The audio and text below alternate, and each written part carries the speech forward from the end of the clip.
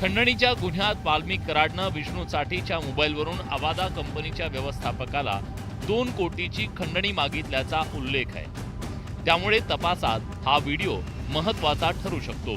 सकाळी 11 वाजताचा हा व्हिडिओ आहे, तर त्याच दिवशी दुपारनंतर अवादा कंपनीकडे खंडणी मागितल्याचा संशय आहे। आणि याच खंडणी प्रकरणात संतोष देशमुख यांची हत्या झाल्याचा आरोप करत कठोर कारवाई करण्याची मागणी करण्यात येते। ज्यावेळेस कट शिजत होती ते फुटेजच बाहेर आलं, ही खूप चांगली गोष्ट झाली। आता मात्र कोणाला सोडता येणार नाही।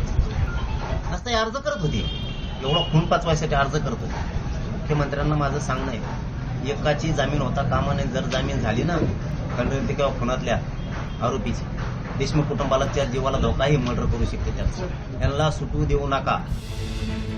वाल्मिक कराड 29 नोव्हेंबरला केजमध्ये होता, हे या सीसीटीव्ही फुटेजवरून स्पष्ट होत आहे। तर खंडणी आणि हत्या प्रकरणात आतापर्यंत काय घडलं, एक नजर टाकूया।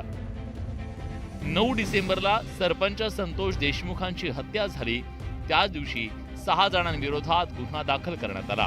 10 डिसेंबरला जयराम चाटे, महेश केदारला अटक करण्यात आली। 11 डिसेंबरला क्राईम ब्रँचनं प्रतीक घुलेला अटक केली। 11 डिसेंबरला वाल्मिक कराडवर खंडणीचा गुन्हा दाखल करण्यात आला। 18 डिसेंबरला आरोपी विष्णू चाटेला अटक करण्यात आली। तर 31 डिसेंबर रोजी वाल्मिक कराडनं शरणागती पत्करली।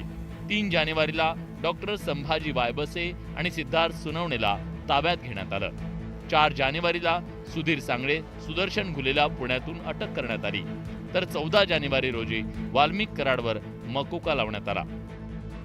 या सगळ्या प्रकरणात